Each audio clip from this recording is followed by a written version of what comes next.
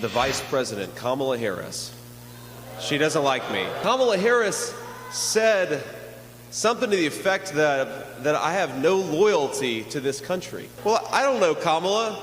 I did serve in the United States Marine Corps and build a business. What the hell have you done? What has she done other than collect a check from her political offices? A little zinger there from JD Vance. All right, well, welcome back to the Big Weekend Show. Tonight, the liberal media is trying to take down JD Vance. They tied his love of Lord of the Rings to what the media says are his extremist views. Politico created this absolutely ridiculous illustration of him as Gandalf, the wizard and the leader of the Fellowship of the Ring. I personally like it, but, you know, I digress. The article says, quote, perhaps Vance's most millennial trait is just how geeky he is about Lord of the Rings. And Rachel Maddow is taking it a step further. She says Lord of the Rings is far right. Lord of the Rings is a sort of favorite cosmos for naming things and cultural references for a lot of far-right and alt-right figures. Mr. Vance also, when he founded his own venture capital firm, with help from Peter Thiel, named it after a Lord of the Rings thing. He called it Narya, N-A-R-Y-A, which you can remember because it's Aryan, but you move the N to the front. Like that Billy Madison, I award you no points, and may God have mercy on your soul. All right, so Joey, okay, so they're saying Lord of the Rings is alt-right and is racist, but Lord of the Rings is one of the best-selling books ever written, over 150 million copies sold. You look at the movies, they gross $3 billion. Is this what they call grasping at straws? You know, with her reasoning there, my name is Joey, and maybe I changed that to Joe Y. Maybe that's why I did that. If you're just going to take the spelling of a name and rearrange it, you know, like why Joe Biden?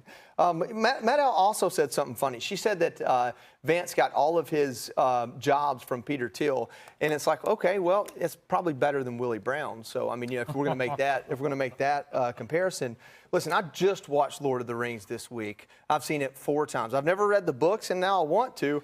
I never pulled politics out of it. I pulled this overarching idea that there's evil that exists in a world, any world or alternate universe, and sometimes groups of people that don't really like each other have to come together to fight that evil because survival and living together is important.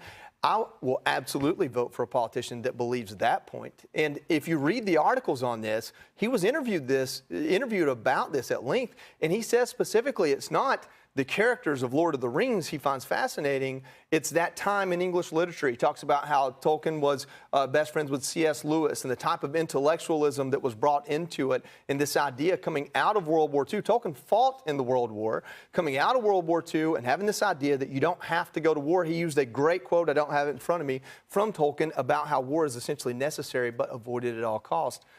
I agree with all that, having fought a couple of them. But, you know, Todd, you got to look at some of these headlines, you know, staying on the grasping at straws topic. All right, so this is from Salon. It reads, JD Vance's hillbilly elegy ignores the real Appalachian crisis it portrays. And then you've got the Washington Post, far-right attacks target JD Vance's wife Usha's Indian heritage.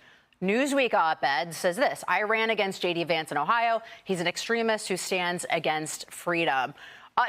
I mean, is any of this going to land, Todd? I want to focus on that Salon article. In response to your question, that Salon article basically attacks J.D. Vance's hillbilly elegy because of the emphasis it puts on pulling yourself up by your bootstraps and not taking a government handout. The author attacks J.D. Vance for not focusing on the greatness of welfare and how it helps people. Think about that for a moment. She's attacking conservatism, attacking J.D. Vance, saying, we don't like that concept of pulling oneself up by the bootstraps. That's the overall takeaway. They are grasping at straws. They're desperate. If they're attacking a book he wrote over a decade ago, and this is the best they can come up with, they're in trouble. Yeah. I agree. I think there's a lot of desperation there. And we were talking in the break, and you were saying, you know, they're trying to make him less masculine by trying to portray J.D. Vance, who enlisted after 9/11, who rags to riches story, as being nerdy. But nerdy is cool, and I'm going to go a step further.